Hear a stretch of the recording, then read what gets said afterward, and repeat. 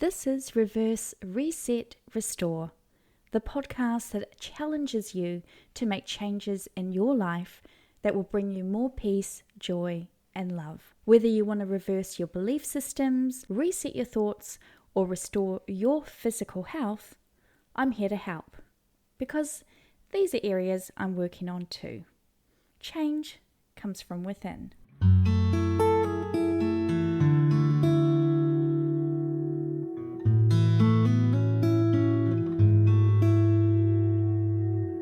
Hello and welcome. My name is Sally and I am so glad that you're here with me. We're going to kick off this episode on forgiveness. I also mentioned briefly my past experiences as a sexual assault survivor and provide some statistics around that.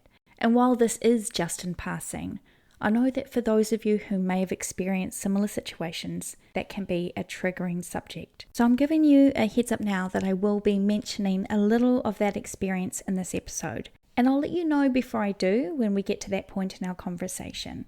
I've also added it into the chapter details, so you can jump over that bit if required and join us on the other side. Remember that you should always seek out the support of a trained therapist if you're feeling you need more tailored help on your road to self-love and recovery. Forgiveness is a complex and multifaceted concept that plays a significant role in our personal growth, our relationships, and our emotional well-being. Sometimes we're not ready to forgive the people in our life who have hurt us. In fact, you may well be sitting there thinking, Sally, don't you dare ask me to forgive anyone who hurt me so badly. I get it. Stick around long enough on this planet and each of us will get to a point where we think most people are shit. Or at least a fair good number of them. Some people and what they've done to us and others don't seemingly deserve our forgiveness. I can't sit here and say that I haven't struggled to forgive some of the people who have hurt me or hurt someone I loved. I absolutely know I can quite happily hold my resentments, hatred, and anger, especially in the name of injustice. Sadly, I haven't yet mastered my Jedi Force or dark side powers to inflict the pain back onto the people I think who deserve it, which is probably a good thing, as some days when I'm feeling extra sensitive or just really low, I imagine I would inflict great harm on anyone that came within 10 feet of me. I've held on to unforgiveness towards people who absolutely, in my opinion, without a doubt, deserved my resentment and bitterness. But 9 times out of 10, they're people who are no longer in my life, and I've had to ask myself, who's really being harmed by my holding on to this hurt and anger? Yes, people can suck, and they hurt us, and they say or do things that could well warrant our resentment to fester away. Wayne Dyer said, there are no justified resentments. When I first heard that, my mind immediately went into defense mode.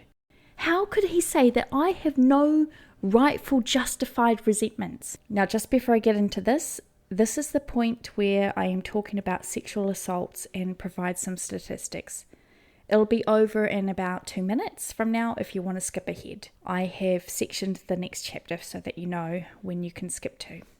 I was sexually molested as a child and raped as a young woman. In fact, I'm now in my 40s and every single decade of my life has been coloured by sexual assaults in some form or another. According to the Australian Bureau of Statistics, and this information is from 2021, 17% of women, 1.6 million, and 4.3% of men, around 385,000, have experienced sexual assault since the age of 15. 60% of women and 51% of men who experienced sexual assault experienced it more than once.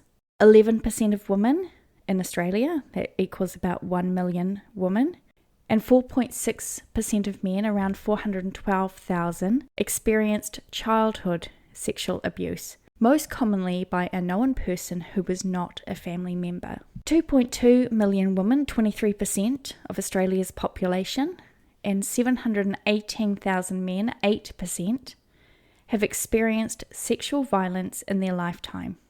That means sexual assault since the age of 15 or sexual abuse before the age of 15.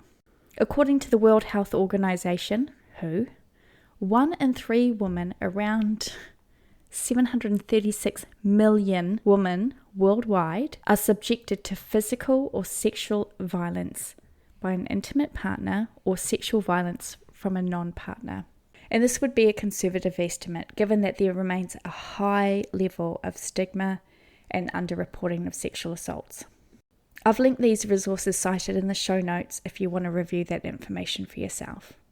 So given my history and the sad experiences of so many of us, it can feel impossible to offer up forgiveness to those who have violated us sexually and physically. But it's not just sexual violence that can create unforgiveness in us. I've had people undermine me, backstab and gaslight me in the workplace, and nothing was done about it. There were people who I thought were my friends who spread false and ridiculous rumours about me. I have memories of things people said to me as a teenager that still linger in my mind and bring back a sense of shame and, resentment. Yet if I were to go directly to some of those people and remind them of what they said, firstly, they likely wouldn't even remember uttering the sentences my brain has enslaved me to, nor would that have even been their intention. Most people are not trying to hurt us in the first place, but do so because it's the perfect storm of our own perceptions, emotions, and belief systems that take on what has been said or done to us. That's the tricky thing about humans. All our communication can be misconstrued, misdirected, and taken out of context, inflicting wounds with words. I'm sure that even as I speak, you are sitting there listening and making your own list of dreadful experiences that you feel resentment over. And some of it is beyond awful. I'm not minimizing your experiences and your pain because I know it's real. It took me a long while to get my head around the idea that I don't need to take any ownership of my resentments, no matter how entitled I felt to them. And we do feel entitled to our unforgiveness. Yet holding on to it or letting it go comes down to a choice. Forgiveness is the act of consciously and willingly letting go of feelings of anger, resentment, and even the desire for revenge towards someone who has wronged or hurt you. It is a process of releasing negative emotions and moving towards a state of emotional healing and sometimes reconciliation. We often think that forgiveness is about excusing the behavior of those who have hurt us, but it's not about excusing behavior or saying that what has been done to us by other people is okay. Catherine Ponder says, forgiveness is not an exoneration of the wrongdoer, but a release of the grip of resentment and thoughts of revenge. When I've been resistant to forgiving someone, the only person who suffers is me. Aren't we good at owning our suffering? What good martyrs we become, carrying our burden so diligently, sometimes for decades. Sometimes some people choose to carry this around for a whole lifetime. Florence Scovel Shinn said, "There is no point in asking someone, 'What's the matter with you?' We might rather ask, 'Who's the matter with you?' Unforgiveness is the most prolific cause of disease. Every disease is caused by a mind not at ease." So where the hell do we even start to set aside our resentments and move towards a place of real forgiveness? How do we let go of years of pent-up hurt and rage towards those who have done us wrong? And what if you're not even ready to forgive? If you're feeling like you want to hold on to your resentment, your unforgiveness, your suffering, I would challenge you to reflect on why. What are you getting out of it? Are you enjoying some aspect of playing the part of victim? Do you get some type of payoff from those around you? Are you enslaving others to your justified resentments by playing the blame or shame game? Do you feel good, righteous, better than others to hold your unforgiveness over someone's head? Louise Hay said, "You can never be free of bitterness as long as you continue to think unforgiving thoughts." How can you be happy in this moment if you continue to choose to think angry and resentful thoughts? Thoughts of bitterness cannot create joy. No matter how justified you feel you are, no matter what they did, if you insist on holding on to the past, then you will never be free. I know forgiveness is hard. It asks you to let go of something that has caused you pain, and that can be really tough, especially if we have built our lives or even our personalities around this central theme. But forgiveness is necessary if you want to experience more freedom and more love and peace in your life. Forgiveness doesn't make you a doormat. It doesn't mean you're weak. In fact, forgiveness is an incredible attribute of the strong. It changes your life. It sets you free. As Desmond Tutu puts it, the heart of forgiveness is release. When we forgive someone, we take back control of our own fate and our feelings. Here's what can happen when you make the decision to release yourself from the chains of resentment and choose to offer those who have caused you pain forgiveness. You give yourself space to release resentment. Forgiveness involves letting go of feelings of anger, bitterness, and resentment towards someone who has wronged you. It's a conscious decision to free yourself from the emotional burden that holding on to these negative emotions can bring. You develop empathy and understanding. To forgive, one often needs to cultivate empathy and try to understand the perspective of the person who caused the harm. Recognizing that everyone makes mistakes and has their own struggles can be a catalyst for forgiveness. If we can find a way to look at those who have hurt us as people perpetuating their own hurts onto others because they don't know any better, it can really help us to look at them with empathy rather than with resentment and judgment. Unfortunately, we often expect others to behave in ways that they simply can't because they lack the capacity or ability to do so. People can't be different if they don't know how to be different. Recognizing that we all make mistakes and we can all be capable of hurting others and have done so until we learn better helps to bridge the gap of our understanding. You find healing and self-compassion. Forgiveness is a healing process for you as the forgiver. It allows you to heal from the pain and move forward. It gives you the opportunity to show compassion to the person or people who may have hurt you, as well as being compassionate towards yourself for experiencing the hurt. Louise Hay said, "Forgiveness of yourself and others will release you from the prison of the past." You accept imperfection is a part of life. Part of forgiveness is accepting that people are imperfect and bound to make mistakes. No one is immune to errors in judgment, and forgiving acknowledges this reality. You can rebuild trust.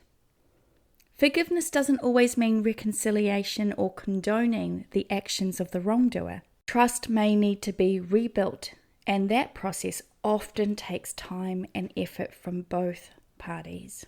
You create boundaries. Forgiveness doesn't mean allowing someone to repeatedly hurt or take advantage of you. Establishing healthy boundaries and protecting yourself from further harm is vital while still embracing the idea of forgiveness. Sometimes this may mean you need to remove someone from your life. It may mean that you need to be explicit in what you will and won't accept, and that means you may get pushback from people who don't know how to accept your boundaries, especially if this is something new. But you are absolutely okay to redefine what is appropriate or not in your life. Letting go of the past. Forgiveness is about freeing oneself from being stuck in the past and enabling a positive shift towards the future. It's about not letting that hurt define your life or hold you back. Louise Hay said, "Only in the present moment can you create your future." If you are holding on to the past, you cannot be in the present. It is only in this now moment that your thoughts and words are powerful. So you really don't want to waste your current thoughts to continue to create your future from the garbage of the past. It's a process, not an event. Forgiveness is seldom a one-time event, but rather a journey that may take time and effort. It's normal to experience ups and downs along the way, but the commitment to forgiving is what matters most. Martin Luther King Jr. said, "Forgiveness is not an occasional act, it is a constant attitude." That means we must be willing to constantly practice forgiveness. I know for myself, there are some people in my life that I've had to really forgive over and over because I found I was still holding on to resentment and I actually had an unwillingness to forgive them. I felt justified in my resentments. There are some situations which will be easy to forgive and others are going to take some time, work, and effort. For those who I can't just offer up total forgiveness for, the first time I try to forgive them, I have done different things till I get to that point where I am sincere and no longer bound by what they did to me. Sometimes I have talked directly to them about what they've done and how it hurt. I have written a letter to the people, sometimes burning it or ripping it up or keeping it somewhere. I've held a conversation in my mind or out loud. I have screamed, cried, punched pillows, and gone for long walks on a beach, pouring sand from my fingers as I release my anger and hurt towards people. My point is that forgiveness is a process. It doesn't always disappear magically right away, and sometimes it does. If you find yourself having to forgive someone over and over, recognize it, acknowledge it, and meditate on what you can do to free yourself once and for all. Again, remember that forgiveness is not really about the person you're forgiving. It's for yourself. Forgiveness and justice. I think a lot of people who don't want to forgive think that in doing so, they won't get justice. The two are not mutually inclusive. In fact, forgiveness is quite distinct from justice. Forgiveness is about emotional healing. Justice focuses on accountability and addressing the consequences of harmful actions. You can forgive and still get justice. You can forgive and never get justice. Forgiveness is an action that you do that will change you on the inside. Roberto Assagioli said, "Without forgiveness, life is governed by an endless cycle of resentment and retaliation." If you are caught up in this endless cycle, then you will know just how exhausting it is. I know that forgiveness for some people that have really caused you significant pain seems impossible or improbable. My suggestion would be to work up to the big ones by starting small. In a world full of self-imposed judge, jury, and executioners, a digital life landscape of social media comment sections with their endless trolls and keyboard warriors and all the spaces in between, there are daily opportunities for us to get offended, be wounded, or get hurt. There are also just as many ways for us to inflict the same wounds upon others too. Hurt people hurt people. And so we're all going around carrying out our hurts on everyone else because we won't let go of the unforgiveness we carry around like a comfortable burden. So we've talked about the importance of forgiving other people in order to free ourselves. But there's more likely another person in this equation who we need to extend an olive branch to. Yes, I am talking about ourselves. When you look at what withholding forgiveness does, truly look at it, you have to see the person who has been harmed is the one holding that offence. Unforgiveness is a decision to hold on to being offended or wounded. And when we're doing that, we hold ourselves in a purgatory of our own design. David R. Hawkins, author of the book Letting Go, The Pathway of Surrender, which I'm likely going to refer to in many upcoming episodes, and I highly recommend, asks a question which I frequently remind myself of. How long do we want to go on suffering? When are we willing to give it up? When is enough enough? The part of us that is holding on to that hurt and resentment, that anger and all the associated negative emotions is holding on to suffering. It is the part of us that is acting out of our own smallness.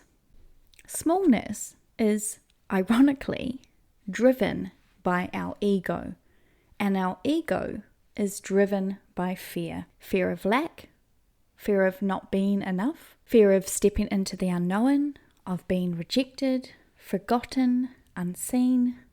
I could go on. Fear, fear, fear, fear, fear. When we allow our fears to drive us, we keep ourselves trapped to this idea that our resentments are justified and our stubbornness to hold on to unforgiveness, no matter the personal cost, is worth the price we pay. But unforgiveness can become the stumbling block that trips us up in all areas of our lives. It's not our tormentors, abusers, trolls, or accidental enemies that suffer. It is ourselves. I don't know about you, but I am my own worst critic and mortal enemy. I have spoken words over my life that I would never say towards others. I have belittled myself, overcompensated, and put other people's needs, wants, and expectations above my own needs, driven by the need to be seen as accommodating and likable. And this is especially true in my work life. I've busted my guts out trying to be perfect, to please others, to be everything to all people. And the cost has always been to my detriment. I've burnt myself to the ground until my body stops me. And then the shame becomes another burden I add to the list. But it's never kindness, compassion, or forgiveness. No, those are not yet my natural go-tos in my spiraling state. I still turn my hatred towards myself. The forgiveness I most need to work on is the forgiveness of me. What I perceive as weakness or incompetence or not being acceptable or good enough. Doing this work of self-discovery and healing has revealed to me that I have internalized a lot of unforgiveness towards myself. But self-forgiveness is as crucial as forgiving others. Many individuals struggle with guilt and regret over their own past actions, and learning to forgive oneself is an essential part of personal growth. Forgiveness is a gift to ourselves. Rather than solely benefiting the other person, it allows you to reclaim your power and emotional well-being, irrespective of the actions of the wrongdoer. So your mission, if you choose to accept it, is to look at where you might be holding a small grievance in your everyday life. It could be as small as someone not holding the elevator for you, or a person cutting you off in traffic. Perhaps your significant other does a small thing or a bunch of small things that annoy you. Perhaps you made a mistake that you subsequently replay over and over in your mind or repeat in your actions that keep you feeling like you can't forgive yourself. Wherever there is something in your life that makes you feel resentful, frustrated, angry, things that lead to a root of being unable to forgive, next time you're confronted by these things, choose to forgive. let it go. Ask yourself, is this reason enough to let me suffer? Is this worth the physical, mental, and emotional pain I will put myself through holding on to this? When will I be willing to give it up? How long do I want to go on suffering? When is enough enough? You are worth forgiving and extending forgiveness to those who have hurt you. No matter the depth of that hurt, it is possible and it is worthwhile. Remember that forgiveness is a personal process, and everyone may approach it differently based on their experiences, values, and beliefs. It's not always easy, but it is a transformative and liberating experience for those committed to refusing to give in to their ego and continue to suffer. As Jonathan Lockwood Huey says, forgive others not because they deserve forgiveness, but because you deserve peace. Forgiveness is the gift you deserve to give yourself, and it's only you that can do it. This has been a big topic, and I appreciate you sticking through with me. I'd love to hear your thoughts and experiences on forgiveness. Do you agree it is possible to forgive even the most seemingly unforgivable transgression? Or do you disagree and think one should always hold onto their justified resentments depending on the cause? Let me know by commenting over on the Reverse Reset Restore Facebook page. I've got a special forgiveness thread there. I have shared a bunch of quotes throughout this episode, and I hope that at least one of them resonated with you. I've included them all in the show notes and across social media.